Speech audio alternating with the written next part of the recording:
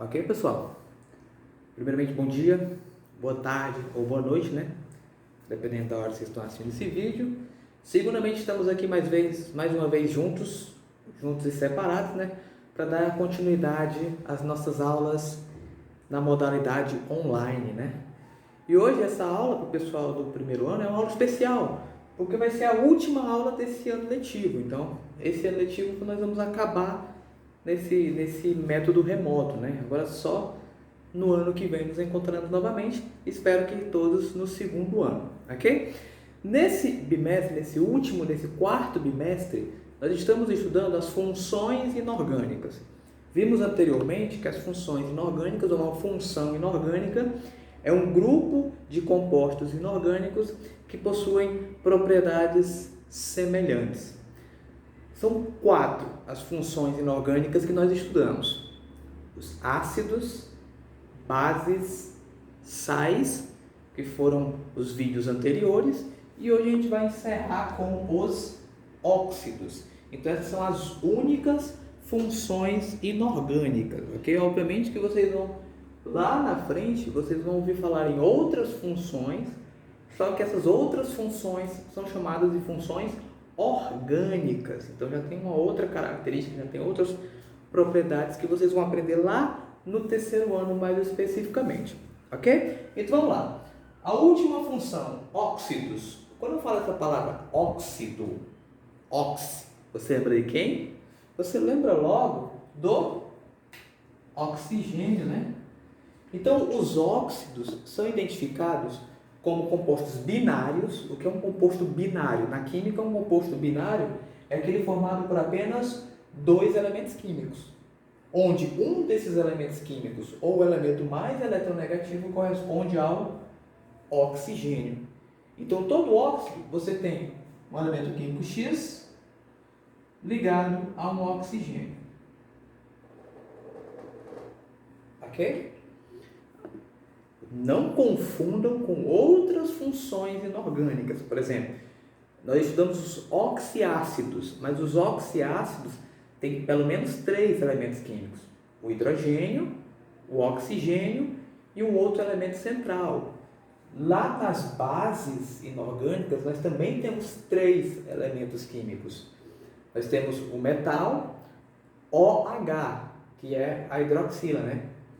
E em alguns sais você tem oxigênio também, mas nos sais que você tem oxigênio, nós também temos pelo menos 3 elementos químicos diferentes. Então, qualquer molécula ou qualquer composto iônico tem só 2 elementos. Um deles é o oxigênio, nós podemos considerar como um óxido. Ok? Obviamente, exceto a água, H2O. A gente não considera a água como um óxido, porque a água não tem as mesmas propriedades ou características que os demais óxidos, digamos assim. Okay? Então a gente deixa a água como uma substância à parte, vamos dizer assim. A gente não classifica a água dentro dessas funções, ácido, base, sal ou óxido. Ok? Apesar de que a gente pode considerar a água como uma substância anfótera, que em reações químicas pode atuar como um ácido ou como uma base. Eu vou deixar para considerar a água mais à frente, lá no segundo ano, ok? Quando formos estudar equilíbrio iônico, a gente entende o que quer dizer esse anfótero da água, ok? Então vamos começar aprendendo a classificação dos óxidos. Em comparação com outras funções, classificar um óxido é um pouquinho mais complexo, complicado, porque existem vários tipos de óxidos. Existem os óxidos ácidos. O que é um óxido ácido? É um óxido molecular que pode reagir com a água produzindo um ácido inorgânico. Então a gente tem como exemplos de óxido ácido, por exemplo, o SO2 ou o SO3, por exemplo. Esse SO3, ele pode reagir com a água produzindo um ácido, que é o H2SO4, por exemplo. Então eu posso dizer que esse composto, esse SO3 aqui, ele é classificado como um óxido ácido. O SO3, o SO2 também é classificado como óxido ácido, o CO2 e por aí vai. Existem vários óxidos que em presença de água produzem ácidos. A gente pode considerar um óxido ácido também. A gente aprendeu, quando falou em sais, que um sal é produzido pela reação entre um ácido e uma base. Então, se eu reagir um óxido ácido com uma base, eu posso produzir um sal também. Então, essa é uma característica dos óxidos ácidos. Os óxidos básicos é o contrário. É quase a mesma coisa em relação a ácidos, só que ao invés de produzir um ácido, ele vai produzir uma base inorgânica. Okay? Então, ele pode reagir com água, produzindo uma base inorgânica. Ok? Por exemplo, no caso do CaO. Por exemplo, o CaO ele pode reagir com água, produzindo o CaOH2, que é uma base, o hidróxido de cálcio. Então, esse óxido de cálcio aqui já é classificado como óxido básico. Uma observação: quando a gente falou em bases, geralmente a gente considerava que as bases são compostos iônicos. Eu tenho o OH ligado a um metal. No caso dos óxidos básicos, os óxidos básicos também são compostos iônicos. Um oxigênio, que é um não metal, ligado a um metal, que aqui no caso é representado pelo cálcio. No caso dos óxidos ácidos, eles são óxidos moleculares. Então, eu tenho dois não metais aqui, como enxofre, oxigênio e carbono e por aí vai. Okay? Uma outra observação que a gente pode falar em relação aos óxidos ácidos é que talvez vocês já devam ter ouvido falar em chuva ácida, que contribui para a poluição atmosférica, digamos assim. O que é a chuva ácida? Chuva ácida, geralmente você pensa o quê? É a chuva com um pH ácido, um pH levemente ácido. Mas o que diminui o pH da chuva? O que faz com que a chuva seja levemente ácida? É a presença de ácidos. Espera aí, professor. Quer dizer que na chuva ácida, além de água, chove ácido também? Sim. Obviamente que a proporção, digamos assim, de ácido é muito pequena. Não quer dizer que você vai andar no meio da rua, na hora de chover, vai cair a chuva ácida no seu corpo e vai corroer seu corpo todinho e você vai sair derretendo. Não, porque a concentração é bem baixa, digamos assim. E o que ocasiona a chuva ácida são quem? Esses óxidos ácidos. Como, por exemplo, o SO3 e o SO2. Esses óxidos são liberados na atmosfera através de processos industriais, através da queima de combustíveis. E aí, na atmosfera, como eles são gases, na atmosfera, na hora que a água da umidade, ou a água da chuva mesmo, ou a água que participa do processo de evaporação, enfim, na hora que a água da atmosfera ela entra em contato com esses óxidos, há uma reação química, vai produzir ácidos. Então a chuva que cai não é apenas H2O, mas é H2O junto com uma pequena quantidade de ácidos ali no meio. Okay? Então quanto maior a poluição atmosférica, digamos assim, quanto mais gases desses você tem, quanto mais óxidos ácidos você tem na atmosfera, maior a concentração na chuva ácida. Ok? Então você já deve ter ouvido falar isso lá na geografia, né? A geografia fala muito disso. Existem também os óxidos neutros. O que são óxidos neutros? São óxidos que não reagem com água. O CO2, ele reage com a água produzindo um ácido. Mas se você pegar, por exemplo, o CO ele não reage com a água. Então ele é classificado como óxido neutro. Mesma coisa acontece com o NO, por exemplo. Também é classificado como óxido neutro porque não reage com a água, não forma nenhum tipo de substância com a água. O NO é um óxido neutro. Porém, o NO2 já é considerado um óxido ácido, porque em presença de água pode produzir o HNO3, por exemplo. Ok? Existem também os óxidos anfóteros. Pessoal, o que diabo é óxido anfótero? Óxidos anfóteros se comportam como ácidos ou bases. Quer dizer, o óxido anfótero, se você reagir com a base, produz um sal. Se você reagir com ácido, produz um sal. Então ele tanto pode atuar como um ácido ou como uma base. É o que acontece, por exemplo, com o óxido de zinco, por exemplo, e o óxido de chumbo. Monóxido de chumbo. São dois exemplos, claro, existem outros exemplos de óxidos anfóteros, mas esses dois são alguns casos, são alguns deles, digamos assim.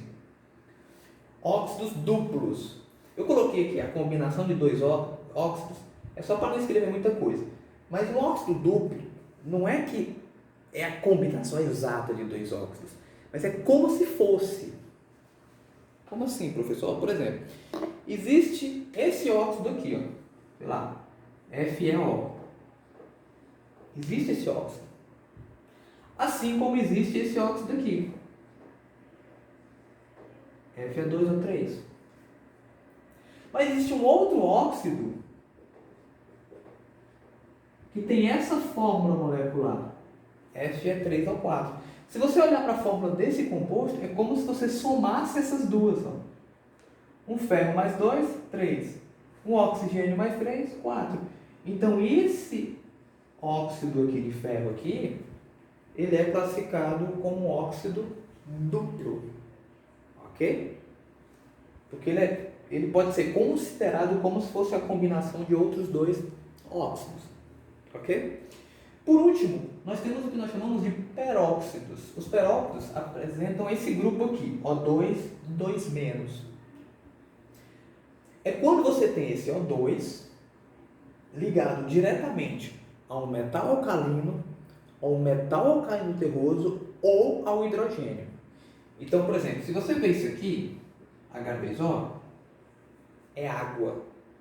Agora, se você vê isso aqui, H2O2, é a água oxigenada ou peróxido de hidrogênio.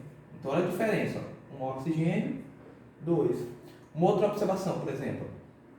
Você tem aqui, ó, CaO, é o óxido de cálcio, um óxido básico. Agora, se você tiver isso aqui, ó, CaO2, aí é o peróxido de cálcio. Ok? Então, olha a diferença. Então, esses são os principais tipos de óxido, ou como você classifica os óxidos. Ok? Obviamente, quando a gente fala em óxido ácido, óxido básico e por aí vai, a gente tem que considerar também, é como se a gente considerasse o pH. Obviamente que é complicado, porque geralmente os óxidos ácidos são gases, então não dá para ficar medindo pH de gás. Mas se você colocar em contato com água, você vai produzir lá um ácido e aí você vai ver que tem um pH ácido. Se você pegar um óxido básico, reagir com água, medir o pH, você vai ver lá que o produto que você obteve é um pH básico e por aí vai. Ok? Então essa é a forma, os tipos de óxidos que nós temos, ou que existem, digamos assim. Ácidos, básicos, neutros, anfóteros, duplos e peróxidos. Em comparação com as outras funções, é a função que tem mais classificação, né? Tem mais tipos diferentes dentro da função como um todo. Ok? Ok, pessoal? Dando continuidade, né? Nomenclatura de óxidos. A nomenclatura de óxidos é bem simples, só que tem alguns detalhes, algumas observações que a gente leva em consideração. Ok? A regra geral, a gente viu anteriormente que a nomenclatura consiste em regras específicas que devem ser seguidas para nomear as substâncias químicas. E essas regras foram criadas pela IUPAC. Então a IUPAC ela cria uma regra geral e a gente tem que seguir essa regra geral para poder nomear as substâncias químicas. Para os óxidos, a nomenclatura ou a regra geral, ela pode parecer um pouquinho complicada, porque é o seguinte, nós vamos colocar o nome da seguinte forma. Teremos um prefixo, mais a palavra óxido, de prefixo, mais nome do elemento químico que está ligado ao oxigênio. Lembrando que eu falei que é um composto binário. Óxido já é o primeiro elemento. Quando eu falo o nome do elemento, é o elemento que está ligado ao oxigênio. Esse prefixo é o seguinte, são esses nomes que nós vamos acrescentar aqui. com uma observação. Qual é a observação? A gente não precisa colocar o prefixo para em relação ao nome do elemento. A gente só coloca a partir de 2. De 3, tri, 4, tet, pent, ex, et. Pode parecer um pouquinho complicado, mas vamos colocar aqui alguns exemplos. Por exemplo, CO. Prefixo mais óxido. Quantos oxigênios você tem aqui? Só um. Quando tem um, mono. Então é monóxido de. Só tem um C. Então eu não preciso colocar o prefixo. Quem é o C? É o carbono. Então o nome desse óxido é monóxido de carbono. Simples assim. Se o de cima é o monóxido de carbono, como é que eu vou chamar o de baixo? Ó, 2 oxigênios. 2 é o quê? Eu vou chamar de dióxido de carbono. Um óxido ácido e um óxido neutro, né? A diferença: monóxido, dióxido de carbono. Se eu chamasse apenas de óxido de carbono, como é que eu ia saber a diferença entre os dois? Não dá para saber, né? SO3. Quantos oxigênios eu tenho? 3. Então vai ficar o quê? Trióxido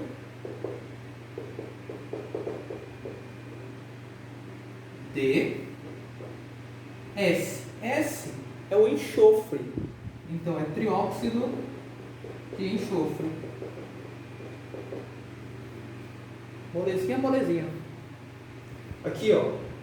O3. Se são 3 oxigênios, trióxido. Agora observem que eu não tenho só um nitrogênio. Quantos nitrogênios eu tenho? 2. Então eu vou ter que usar o prefixo de. Então é trióxido de nitrogênio.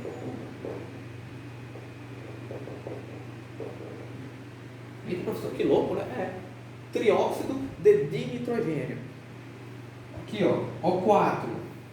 4 é o que? Tetra, né? Tetróxido de 2 nitrogênios, então, dinitrogênio. E por aí vai, ó. A gente pode fazer essa regra para todos esses outros. Eu coloquei vários exemplos para que não fique nenhuma dúvida, né? P2O5. 5 é pent. Então, pentóxido de P2. Então, 2 é de, P é o fósforo. De fósforo. Pentóxido de difósforo. É esquisito, né? Mas, acreditem ou não, por mais que os nomes sejam esquisitos, sejam feios, sei lá, sejam estranhos, mas se eu falar para você pentóxido de difósforo, eu consigo saber que eu tenho 5 oxigênios e 2 fósforos. Não tem dúvida nenhuma em relação a isso. É uma regra de nomenclatura que deixa bem claro a fórmula molecular do composto. SiO2. Então é dióxido de. O Si é o silício. MnO4. Tetróxido de manganês. Uma observação: o manganês é um elemento químico que ele pode ter um metal que pode ter uma dupla valência. Então existem 2 formas de nomear o composto. Tetróxido de manganês é uma delas. É a mais simples, é a mais fácil. Então, o ideal é que a gente não fique perdendo muito tempo com todas as regrinhas básicas de nomenclatura, mangânico, manganoso, etc. Óxido mangânico, óxido manganoso, para a gente não perder tempo. Se a gente sabe uma regra, para que a gente vai ficar jogando outras regras, teoricamente? Ok? Então, tetróxido de manganês. Tá ok, não tem problema nenhum chamar assim. Mas você pode ouvir também falar em óxido de manganês 4. Que aí ele pega o NOx do manganês. ok? Mas a gente deixa para falar em inox sempre lá no segundo ano, então quero que vocês aprendam pelo menos essa regrinha básica. PbO. PbO é monóxido, porque só tem um oxigênio, né? E o Pb é o chumbo. F é 3O4, são 4 oxigênios, então vai ficar tetróxido de 3 ferros, então triferro. Ô louco, tetróxido de triferro. É o que diz a regra geral. Você pega a regra geral e aí pega um óxido, obviamente não posso sair inventando óxidos aí, você pega um óxido e aí usa lá os prefixos de acordo com o que a regra diz. Ok?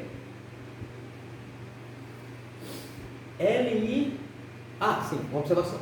Existem alguns óxidos iônicos onde o metal possui uma única valência, que não existe nenhum tipo de variação. Por exemplo, no caso do ferro, existem vários tipos de óxido de ferro. Existe o Fe3O4, existe o FeO, existe o Fe2O3 e por aí vai. Então você usa essa regra. Só que existem alguns óxidos iônicos onde não tem nenhuma variação. Isso acontece muito, ou isso acontece sempre, com óxidos de metais alcalinos terrosos e com alguns óxidos de transição. E também com os óxidos de metais da família 3A, como por exemplo o alumínio. Então 1A, 2A, 3A são óxidos iônicos que só têm uma valência. E alguns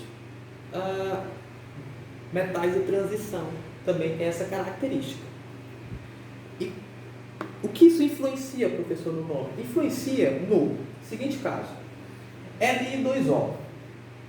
Não existe nenhum outro óxido que tenha Li e oxigênio. Não existe nenhuma variação como, sei lá, L3O4, não. Se não existe nenhuma outra variação, eu posso simplesmente chamar isso aqui de óxido de lítio. Só isso. Porque não existe nenhum outro óxido de lítio que não seja esse. Lembrando, isso vale quando o oxigênio está ligado a elementos da família 1, 2 e 3 e com alguns metais de transição.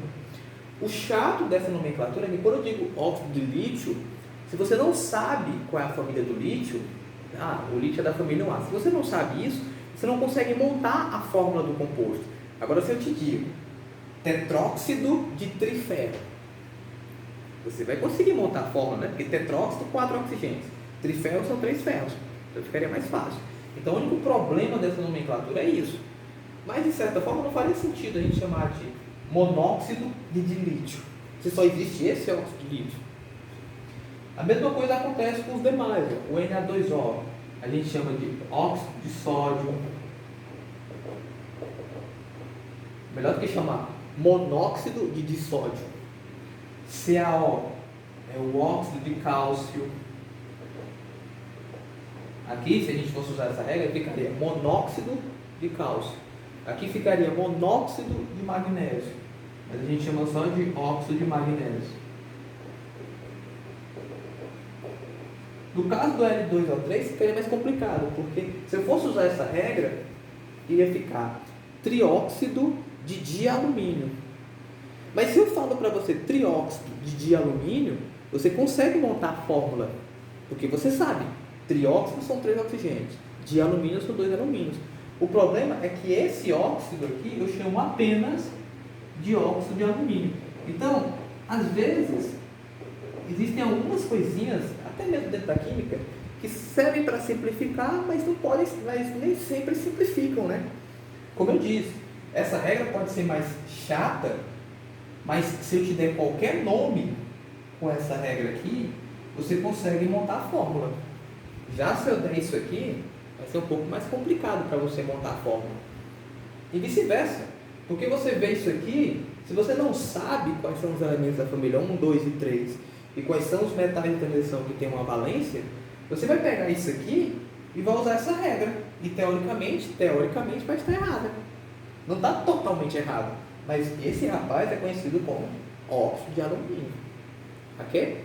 Então vocês têm que tomar um certo cuidado em relação a essa parte aqui de nomenclatura de óxidos. Tem que prestar bem atenção aí no que é que vocês estão fazendo. Não é difícil, mas tem alguns ganchozinhos, algumas observações que são feitas, né? Ok, pessoal? Então, para fechar, como a gente fez com as outras funções também, vamos revisar aqui, relembrar, resumir as características dos óxidos, né? Primeiro, óxidos são compostos binários, quer dizer, todo óxido é sempre um oxigênio ligado a um outro elemento químico, sempre, apenas 2. Se tiver 3, já deixa de ser um óxido e passa a ser qualquer outra função.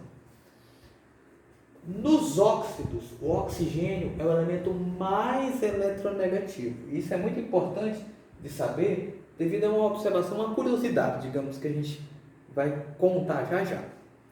Nos óxidos, o oxigênio é o elemento mais eletronegativo. Ele tem que ser o mais eletronegativo. Isso é meio que uma obrigatoriedade. Os óxidos podem ser iônicos ou moleculares. Quer dizer, os óxidos, ou nos óxidos, você pode ter o oxigênio recebendo elétrons ou o oxigênio compartilhando elétrons. Geralmente, alguns óxidos, a maioria dos óxidos moleculares são gases a temperatura ambiente. Isso acontece, por exemplo, com os óxidos ácidos. Todos os óxidos iônicos são sólidos. Okay? Então, a maioria dos óxidos moleculares são classificados, encontram-se na natureza na forma de gás. A maioria não quer dizer todos, ok? Então existem alguns óxidos moleculares que podem se encontrar na natureza de uma forma diferente do estado gasoso, ok? E aí temos algumas observações. E essa primeira observação leva em consideração isso aqui, ó, a eletronegatividade. Existem dois compostos, OF2 e O2F2. Teoricamente, ó, só tem dois elementos químicos, são dois compostos binários, então deveriam ser classificados como óxidos, certo? Só que esses dois compostos não são considerados óxidos, porque nesses compostos o flúor é mais eletronegativo. Isso limita a classificação desses compostos como óxidos. Então, por serem mais eletronegativos, esses compostos aqui não são classificados como óxidos, ok? E uma outra observação também em relação a óxidos é que os gases nobres são elementos estáveis, pouco reativos. São elementos que não ligam-se com outros elementos químicos. Você sempre vê os gases nobres sempre isolados. Só que existem formas de produzir óxidos de gases nobres, como acontece com os óxidos de xenônio, por exemplo. Então, o XeO3 e o XeO4 são óxidos de gases nobres que podem existir. Mas não existe um sal de gás nobre, um ácido de gás nobre ou uma base de gás nobre. Então, isso é uma exclusividade apenas para os óxidos inorgânicos. Ok, pessoal? Então, última aula do ano. Eu espero que, claro, é muito complicado de explicar, vocês assistirem aulas online, às vezes a internet não está muito legal, vocês não conseguem assistir a aula toda, e é muito difícil você aprender. Vocês não vão aprender 100% com essas aulas online, até porque o ideal é a gente estar sempre presente, sempre junto, de maneira presencial, para que vocês possam tirar as dúvidas. Mas lembre-se, sempre que vocês tiverem dúvidas, vocês podem procurar no WhatsApp, vocês mandam lá mensagem lá no WhatsApp, professor, eu não consegui entender essa parte aqui, me procurem, que eu vou sempre, às vezes eu demoro um pouquinho para responder, né, porque eu estou fazendo outras coisas, mas eu vou sempre responder vocês. Às vezes eu estou gravando a aula, quando eu termino de gravar a aula eu vejo que tem mensagens lá no WhatsApp, mas eu sempre vou responder vocês, não importa, eu vou mandar de madrugada, né, claro, porque aí de madrugada eu estou dormindo, mas aí já respondi dúvidas às 11 horas da noite, não tem problema nenhum, ok, pessoal?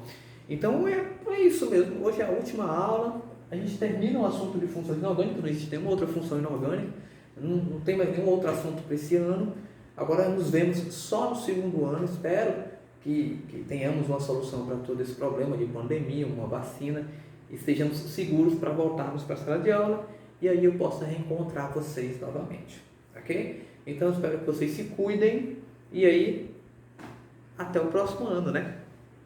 Tchau, pessoal.